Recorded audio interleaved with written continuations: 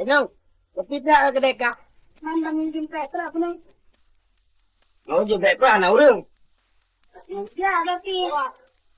Ayo, ayo dia. Kamu dah kedai. Ayo dia, aku dah kedai kak mengatai.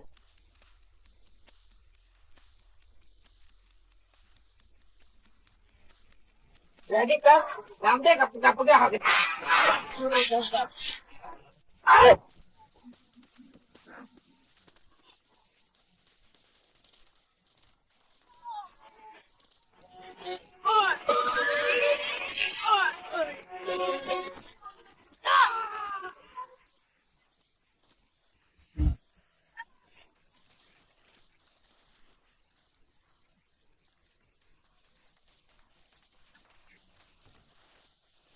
Hei, bukan! Kau lempar pula aku di sini.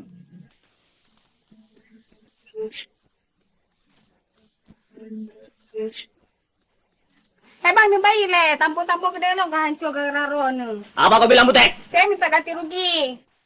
Pak, sama aku pula kau minta ganti. Jadi sama siapa juga gara-gara abang urusannya jadi gini. Sama si Johnny kau minta ganti.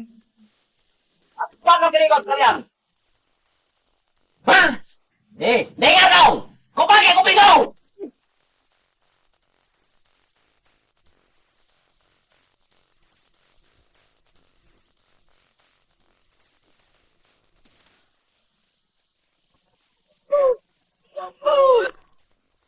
Why percaya? Lebih pelajaran betul kan hidupku.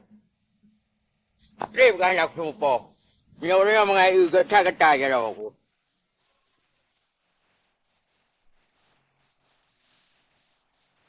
Okey. Bukan lalu kau. Ada tak perlu ikan nak